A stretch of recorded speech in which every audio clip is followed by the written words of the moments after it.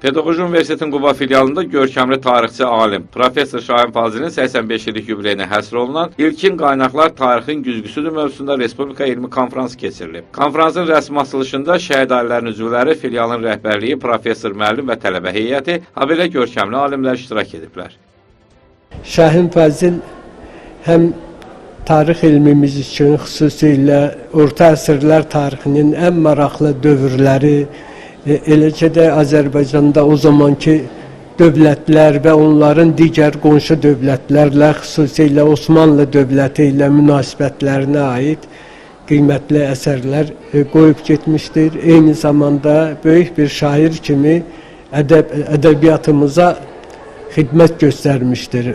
Bəlkə Böyük Füzulidən sonra yeganə şairdir ki, Şahin Fazil 5 divan hədiyyə etdi Azərbaycan ədəbiyyatına, mədəniyyətinə. Azərbaycan Dövlət Pedaqoji Universitetinin Quba filialının direktoru Professor Yusif Aliyev konfransı giriş sözü ilə açaraq bildirdi ki, Professor Şahin Fazilin bütün yaradıcılığı təkcə Azərbaycana faydalı deyil, dünya elmi üçün böyük qənimətdir. Belə bir konferansların keçirilməsi bizim Azərbaycan Dövlət Pedaqoji Universitetinin təhsil mühitində də tələbələrimizə, gənc müəllimlərimizə nümunə ola biləcək bir işlərdən biridir və beləliklə bugün bu konferansda çıxış edən dəyərli alimlər Şahin Fazilin həyat yolundan, yaradıcılığından və onlarla birgə işlərindən geniş bir məruzələr edəcəkdir və Şahin Fazilin elmə verdiyi töhfələr bugündən sonra isə Şahin Fazildə verdiyimiz elmi töhfələrlə yadda qalacaqdır. Konferansın aparıcısı filialın baş müəllimi Kəmalə Bayramova Professor Şahin Fərzəliyevin zəngin mənalı həyat və fəaliyyəti barədə geniş məlumat verəndən sonra çıxışlara başlanılıb. Çıxış edənlər Professor Şahin Fazilin zəngin mənalı həyat və yaradıcılığına dair fikir və düşüncələrini bölüşüblər. Tək onu demək kifayət ki, İskəndər bəy Münşinin 2500 səhifəlik tarixi əsəri Azərbaycanda tərcümə elədi. Rullunun tərcümələri, digər böyük dünya alimlərinin elmi əsərləri Azərbaycanda tərcümə elədi. Onunla belə 5 divan yaratdı. Şahin Fazilin 5 divanı var. Ona deyirlər divanlar xəmsəsi. Hər divan da 1500 səhifədən ibarətdir.